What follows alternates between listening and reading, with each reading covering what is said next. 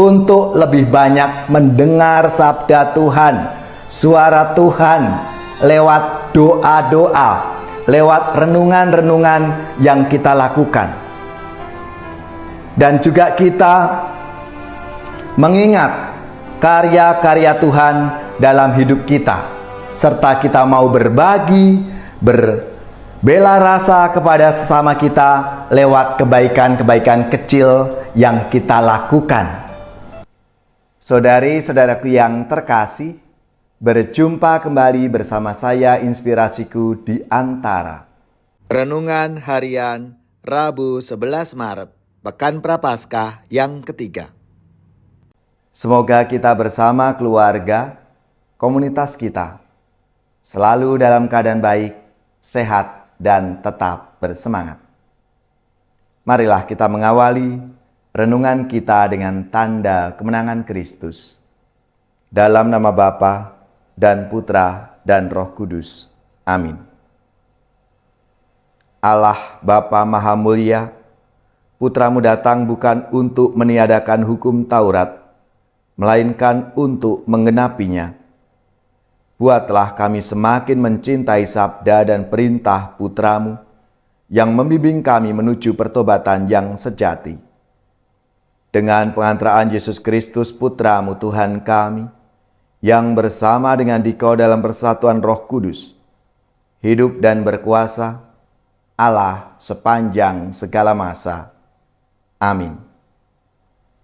Dalam nama Bapa dan Putra dan Roh Kudus. Amin. Inspirasi kita hari ini dari Injil Suci menurut Matius, bab 5, ayat 17 sampai 19. Marilah kita siapkan kitab suci kita masing-masing. Kita akan membaca bersama-sama lalu merenungkannya. Dalam khotbah di bukit, Yesus berkata kepada murid-muridnya, "Janganlah kamu menyangka bahwa aku datang untuk meniadakan hukum Taurat atau kitab para nabi. Aku datang bukan untuk meniadakannya, melainkan untuk menggenapinya.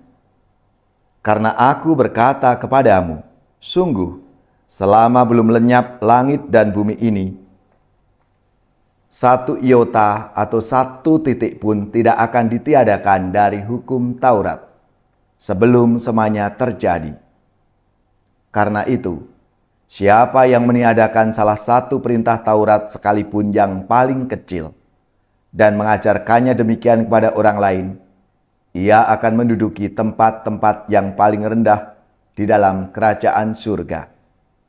Tetapi siapa yang melakukan dan mengajarkan segala perintah Taurat, ia akan menduduki tempat yang tinggi di dalam kerajaan surga." Demikianlah sabda Tuhan. Terpujilah Kristus.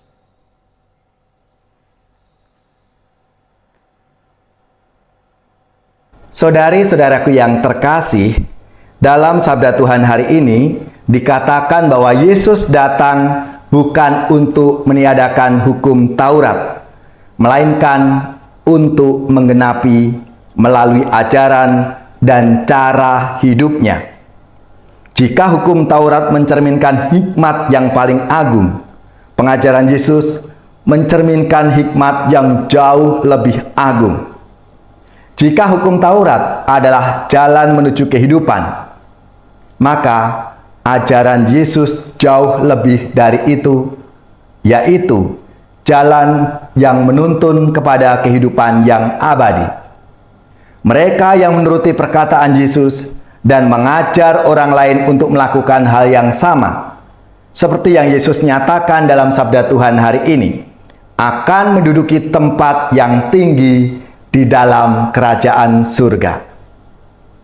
Saudari-saudaraku yang terkasih, paling tidak ada 3 kata kunci, kata kerja yang digarisbawahi pentingnya hukum Tuhan bagi kehidupan umat Israel yang disampaikan di dalam bacaan yang pertama, yaitu dengarlah, ingatlah, dan lakukanlah.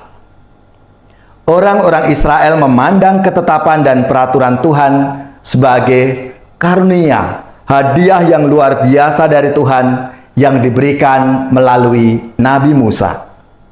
Ketetapan dan peraturan yang didengar, diingat, dan dilakukan akan memberikan kehidupan bagi diri sendiri dan juga bagi orang lain. Saudari-saudaraku yang terkasih, masa Prapaskah ini adalah masa yang tepat bagi kita semua untuk lebih banyak mendengar sabda Tuhan, suara Tuhan lewat doa-doa, lewat renungan-renungan yang kita lakukan. Dan juga kita mengingat karya-karya Tuhan dalam hidup kita, serta kita mau berbagi, berbela rasa kepada sesama kita lewat kebaikan-kebaikan kecil yang kita lakukan. Di masa Prapaskah ini menjadi kesempatan bagi kita semua untuk mewujudkan pertobatan kita lewat doa-doa kita, lewat pantang dan puasa kita, serta lewat amal kasih dan derma yang kita lakukan. Disitulah saudara-saudariku yang terkasih, kita melaksanakan apa yang diajarkan oleh Tuhan dalam hidup kita setiap hari.